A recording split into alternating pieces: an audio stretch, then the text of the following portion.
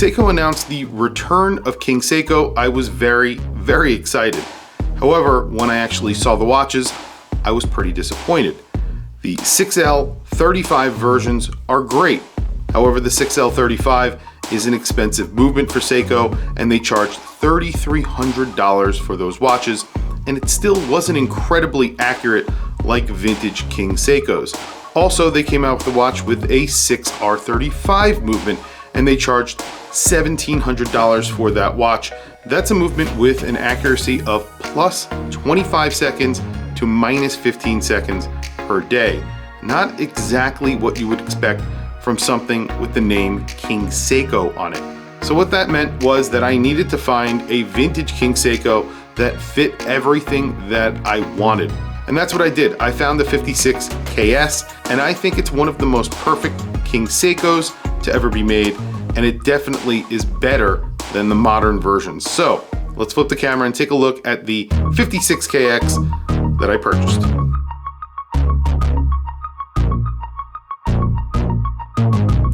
So here it is. This is the 56KS. It is a vintage watch, but it gives you a lot of modern vibes. I really love the look of this case. It sort of reminds you of the 44GS a lot, actually. It's very angular, and I think the 44GS is just slightly different around the lugs, but other than that, very, very similar to this watch. This is a high beat. It's 28800. Technically, these days, not really a high beat, but back then, that was considered a high beat.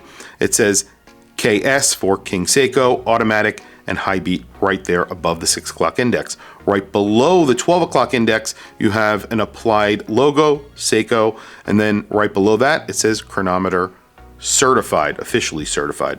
So all of that on the dial, there is a good amount of text, but it's pretty light and it's not that easy to see, so I like it. It looks good. This video is brought to you by Whatnot.com. Whatnot.com are a community marketplace for collectors like me and you. Whatnot uses a live stream format where you can actually buy and sell watches during a live stream. They have auction functionality, buy now functionality, and giveaway functionality. In fact, that's where I'll be doing most of my giveaways going forward to help avoid scammers. Not only that, I'll be selling all of my watches going forward on Whatnot because I really love the format. I love the community aspect of it. I get to talk to the people who want to buy my watches, and they get to talk to me about the watches themselves. There's no better way of buying and selling watches. So come and join me on Whatnot. Download the app using the link in the description down below and get $10 towards your first purchase. I'll see you in my next live stream. You have applied indices, and you have a weird handset.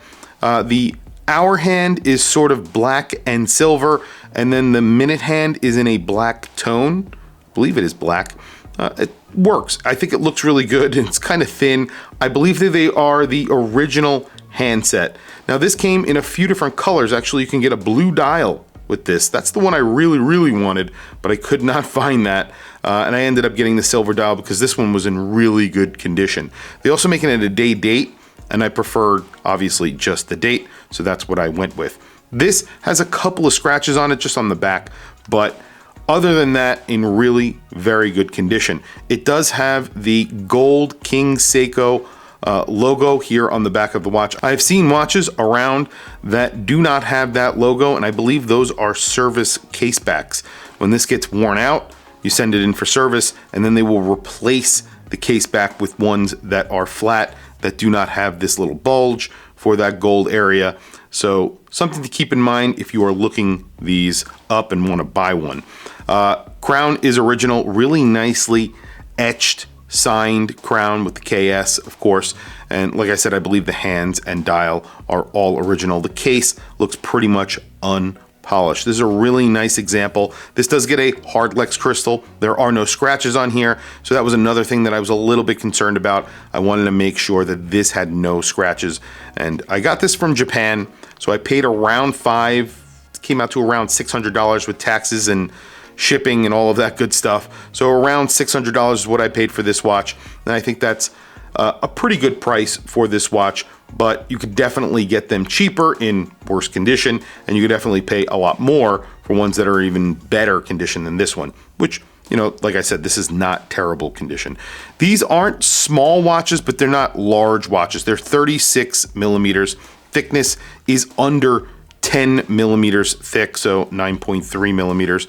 You have a pretty sizable crown considering the size of the watch in general, so 5.3 millimeters. And then the lug to lug is just under 42 millimeters. As you can see there, you have an 18 millimeter lug span on these. This actually came on the original strap, which was in pretty bad condition, but it does come with, or did come with, the original buckle right there. So pretty good. A very nice movement in this watch. And I said in the intro, I actually brought up the re-editions that Seiko recently did for King Seiko. And there were two different versions, and there's a lot of different versions of those two, but there's sort of two categories. There's a high-end version and then a more moderate version. So one that's not as expensive, but gets a 6R movement. So I kind of balked at the price when I heard that they were charging $1,700 for a watch with a 6R35. I thought that was ridiculous. I thought that was way too much money, but they also came out with a 6L version, which is 6L35, which is their higher end movement, and they were charging $3,300 for that. That's a limited edition, a very faithful recreation of the original King Seiko. I said I had a problem with those watches. That problem is basically the price. I think they're great watches, but I don't think they're worth $1,700 for the 6R versions. The 6R version isn't really that accurate. I mean, the accuracy on the 6R is, I think, plus 25 to minus 15 seconds per day. So plus 25 to minus 15 seconds per day in a King Seiko doesn't really make a whole lot of sense to me. And then if you move up to the 6L35, you're spending a lot more money, almost double the money really, and you're getting plus 15 to minus 10 seconds per day. This was COSC certified. This was actually plus 6, minus 4 per day. Now, it's probably not that now. Obviously, it's a very old watch from the 1970s, probably late 60s, early 70s. So it's not that accurate now, but really that was the spirit of what King Seiko was. You were getting something that was similar to GS, to Grand Seiko, and you were getting high quality dials, high quality hands, cases, and movements. And that's what this is. I'm just trying to point out that the movements that they're using don't really equate to the prices that they are charging for those watches. That's really it. Even if they're limited edition, $3,300 for that watch is a lot of money. So anyway, that's really how I feel. But very quickly, I'm going to throw this on my wrist and then we'll wrap up the video because there is no lume on here. This is technically a dress watch, so they didn't add lume on this watch, and I don't think it really needs it anyway. The watch I have on my wrist today is my Seiko SBDC061. This has a 6R movement in it. These go for around $600 or $700.